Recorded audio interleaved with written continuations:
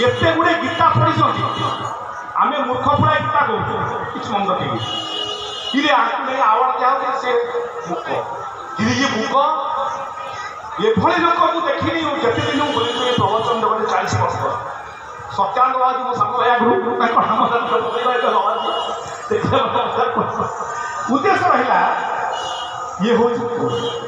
गुरु चली गले गुआड़े गले आम कहचे मनीष चलला समाधि हो जाए घटांतर घटरू अंतर घटांतर गुरु हरि बोल फूल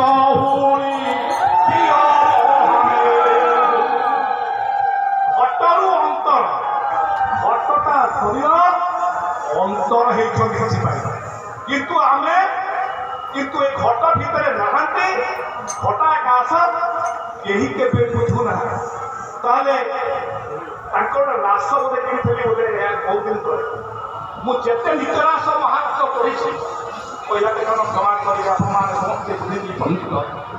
से अंतर नत रास ये प्रभु रहा प्रभु पन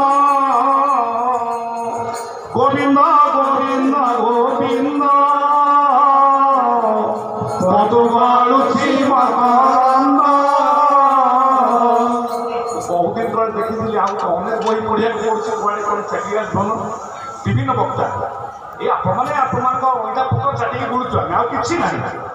से कहले रासटा को एत महापुरुष देखिए भागवत एत रास ये कहले साक्ष ये बुद्धि रास बाकी से तो नाई रास हो बंशी बाजुची बंशी विभूषित बंशी बाजुची आप गुरु कर शिष्यत्व ग्रहण कर जानी खाली आंटा जानी गुरु मुझे जो कथबार्ता हुए निजुक भाई चिन्मय मन 3 घंटा 4 घंटा कथबार्ता है से मोबाइल छाड़ी हेनी से खाई नाटी टका टका छड़ मोबाइल कि किए फेब्रिकेशन काम डाक से जीवन मो पड़े खाली ये कहले राष्ट्र राइट सीधा से गुरु कहले शिष्य कहे शिष्य घटरू अंतर होते गुरु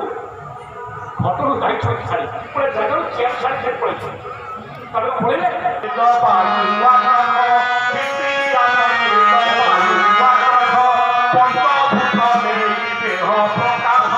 पंच